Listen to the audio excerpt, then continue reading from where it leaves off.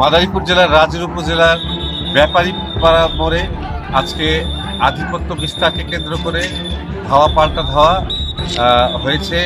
এখানে কিছু লোকজন আসার পরে তারা ইট পাটকেল নিক্ষেপ করে, ফলে রাস্তাটি একেবারে এই ইটের টুকরায় ঢেকে গিয়েছে এবং দোকানপাট বন্ধ রয়েছে।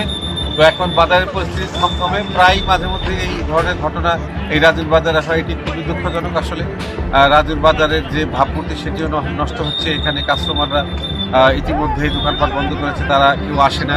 আমরা আশা করব যাতে এই ধরনের ঘটনা না ঘটে। আমাদের প্রশাসনকে আরও তৎপর থাকতে হবে। সাধারণ মানুষকে এই ধরনের ঘটনা আসলে খুবই দুঃখজনক। এটি আমাদের এই রাজুর এলাকার ভাবমূর্তি নষ্ট হয় এবং বাজারের ভাবমূর্তি নষ্ট হচ্ছে। আমি অবশ্যই প্রশাসনের কাছে দৃষ্টি আকর্ষণ করছি। আরএফএল এসডব্লিউআর পাইপি মাপে যা বলে তাই দেয়। RFL SWR pipe and fittings. তারা জানি আরো বেশি জোরদার করে এবং প্রশাসন জানি বিষয়টি দেখে যাতে আর জানি এই ধরনের না হয়। এটি রাজুর বাজারের একটি সুনাম নষ্ট হচ্ছে।